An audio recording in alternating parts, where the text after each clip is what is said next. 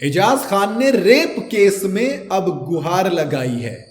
जी हाँ, जो गिरफ्तारी है ना, उसकी तलवार लटक रही है, तो बॉम्बे हाई कोर्ट का दरवाजा खटखटाया है। अगर आपने वाकई में कुछ नहीं किया तो दे दो गिरफ्तारी। भाई कानून जब कार्रवाई करेगा जो सच होगा सामने आ जाएगा, इतना छिपने की क्या जरूरत है। एक्टर एजाज खान ने रेप केस में अग्रिम जमानत के लिए बॉम्बे हाई कोर्ट में गुहार लगाई है, दरवाजा खटखटाया है। उन्होंने कोर्ट में अर्जी भी दी है।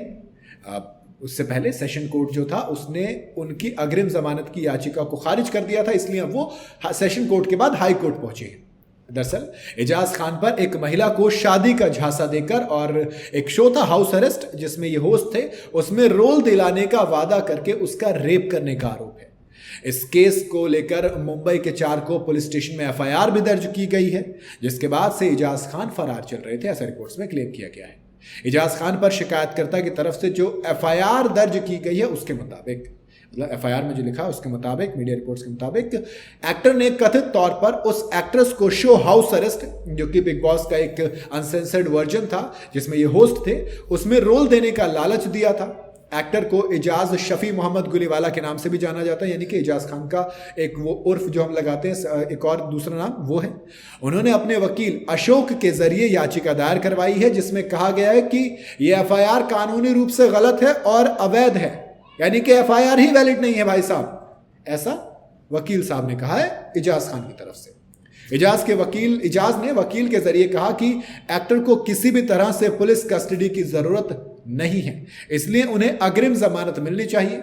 महिला जो कि एक्ट्रेस भी है, उसने आरोप लगाया कि शूटिंग के दौरान एक्टर और शो के होस्ट यानी कि एजाज खान ने उन्हें पहले प्रपोज किया और बाद में उसके घर गए और वहां उसका रेप किया। एजाज खान ने पहले डिंडोशी सेशन कोर्ट से अग्रिम जमानत मांगी थी इसी केस को लेकर, सेम एफआईआर को लेकर, जिसने सबूतों से छेड़छाड़ और गवाहों को डराने धमकाने के डर से इस अग्रिम जमानत याचिका को खारिज कर दिया था। अग्रिम जमानत बेसिकली वही होती है, आप गिरफ्तारी से पहले जमानत ले ले। कोर्ट ने कहा था कि पीड़िता भले ही बालिग है लेकिन उससे सहमति नहीं ली गई है। जांच एजेंसी ने कहा है कि आरोपी का क्रिमिनल रिकॉर्ड रहा है, माने हिस्ट्री शीटर हैं आप, और सबूत जुटाने के लिए पुलिस को हिरासत की जरूरत है, यानी कि पुलिस उन्हें अरेस्ट करना चाहेगी, इसलिए कोर्ट ने उस याचिका को खारिज कर दिया, माने आप अग्रिम जमानत नहीं ले सकते। शिकायतकर्ता ने कहा है कि एजाज खान ने उसका भरोसा जीतने के लिए अपने सेलिब्रिटी स्टेटस का गलत इस्तेमाल किया, शादी और फाइनेंशियल एड देने के नाम पर उसकी सहमति के बिना उसके साथ कई बार शारीरिक संबंध बनाए।